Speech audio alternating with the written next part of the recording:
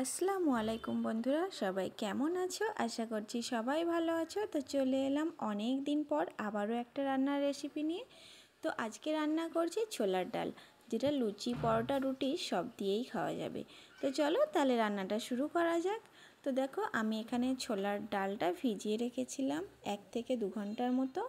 আমি এই ছোলার ডালের সাথে সামান্য একটু মসুর ডালও নিয়েছি, তাহলে একটু গাঢ় আর খেতে খুবই টেস্টি হবে। তো এটা আমি ভিজিয়ে রেখেছিলাম। তো চলো এবার রান্নাটা শুরু করা যাক। আমি এখানে কড়াইটা বসিয়ে কড়াইয়ের মধ্যে দিয়ে দিচ্ছি পরিমাণ মতো সরষের তেল। তারপরে দিয়ে দিলাম একটা কাঁচা লঙ্কা। তোমরা যদি ঝাল বেশি খেতে চাও তাহলে আরও 2-3টে কাঁচা লঙ্কা অ্যাড করতে পারো।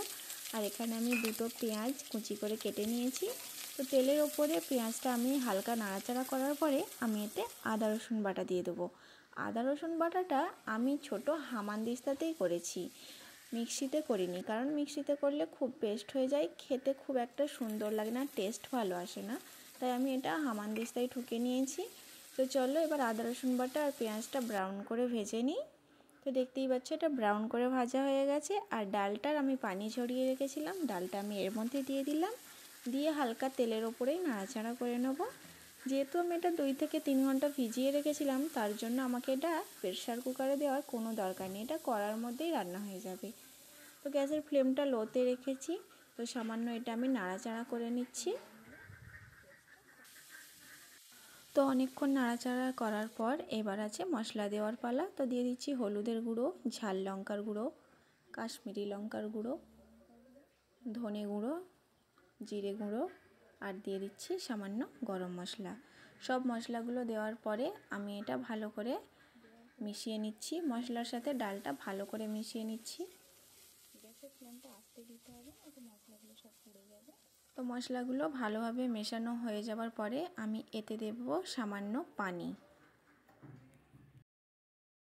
পানিটা দেওয়ার পরে আমি এটা ঢাকনা দিয়ে 5 মিনিটের জন্য রেখে দেবো সেদ্ধ হওয়ার জন্য।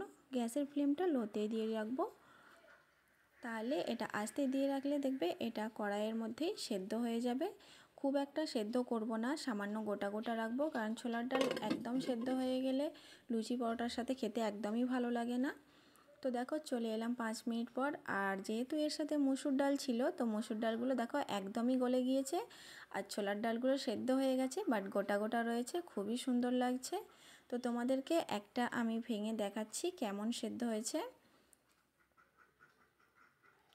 তো দেখো এই যে একটা আমি ভেঙে নিচ্ছি, দেখো ভেতরটা পুরোই সেদ্ধ হয়ে গেছে, দেখে নিশ্চয়ই বুঝতে পারছো।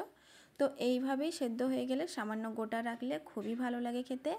তো এইটা নাড়াচাড়া করার পরে এতে আমি পরিমাণ মতো দিয়ে দিচ্ছি পানি। পানি দেওয়ার পরে আসল কাজ সেটা হচ্ছে লবণ, কারণ লবণ না দিলে একদমই তো খেতে টেস্ট আসবে না।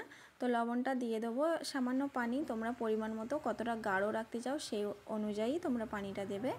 তো পানিটা দেওয়ার পরেই আমি এতে দিয়ে দিচ্ছি স্বাদ মতো লবণ, দিয়ে আমি এটা ফুটে যাওয়া পর্যন্ত ঢাকনা দিয়ে দেবো।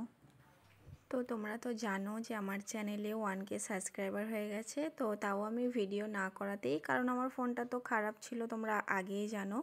তো আমি নতুন ফোন নেওয়ার পরে আবার ভিডিও করছি। তো তোমাদের ভালোবাসা আর সাপোর্ট পেয়ে আমার 1K সাবস্ক্রাইবার কমপ্লিট হয়ে গেছে, তাই তোমাদের সবাইকে অসংখ্য ধন্যবাদ। এইভাবেই আমার পাশে থেকো।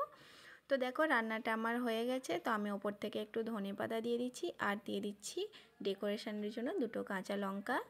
তো রান্নাটা আমার এখানেই শেষ। রান্নাটা কেমন লাগলো তোমাদের কমেন্টে অবশ্যই জানিও। তো আজকের ভিডিওটা এই পর্যন্তই, দেখা হচ্ছে পরের কোনো রান্নার ভিডিওর সাথে। সবাই ভালো থাকবে, সুস্থ থাকবে, আল্লাহ হাফেজ।